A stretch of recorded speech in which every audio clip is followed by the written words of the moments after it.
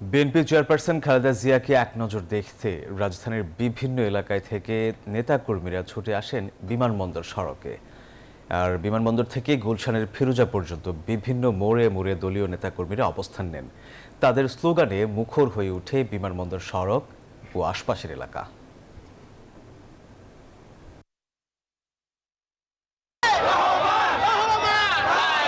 ফুল, banner, placard, সঙ্গে প্রিয় নেত্রীর ছবি, স্লোগানে স্লোগানে মুখর বিমানবন্দর সড়ক ও আশপাশের এলাকা। মঙ্গলবার সকাল থেকে দেখা যায় এমন চিত্র।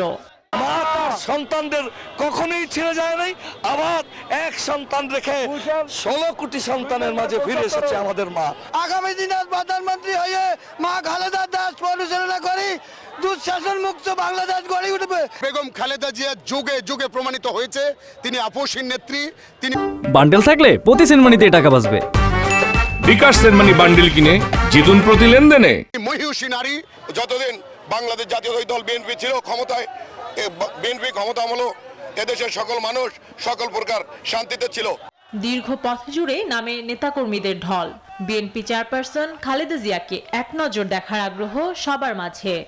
বাংলাদেশের জনগণে সে যে বার্তা দেয় তার কথা শোনার জন্য একের বৃদ্ধ থেকে বুড়া, বুড়া থেকে শিশু, তারা মনে করেন আশায় এখন থাকে এবং তার দুইটা কথা শোনার জন্য। দেশমাতা বঙ্গমাতা ম্যাডাম খালেদা জিয়া সহ আমাদের আগামী দিনের রাষ্ট্রনায়ক তারেক রহমানকে ম্যানেজ করার আর কোনো ষড়যন্ত্রই এ দেশে বাস্তবায়িত হবে না।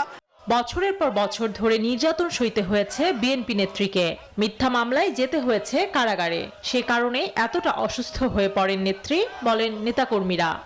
আমাদের মা, গণতন্ত্রের মা দেশনেত্রী বেগম খালেদা জিয়া সুস্থ হয়ে এসে এবং ওনার নেতৃত্বের মাধ্যমেই এদেশে আবার ফ্যাসিবাদ মুক্ত এবং গণতন্ত্র কায়েম হবে। এদেশের মানুষের ভোটের এবং ভাতের অধিকার কায়েম হবে। দেশনেত্রী বেগম খালেদা জিয়া দীর্ঘ 4 মাস পরে আমাদের মাঝে ফিরে আসছে।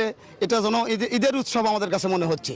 ইনশাআল্লাহ সরকার গঠন করবে ইনশাআল্লাহ। সুস্থ হয়েছেন, আশা করি আরো সুস্থ হয়ে যাবেন। সামনের দিকে আমরা এগিয়ে যাব।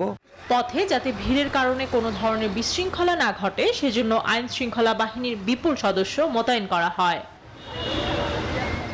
তারিন সুলতানা, নিউজ 24, ঢাকা।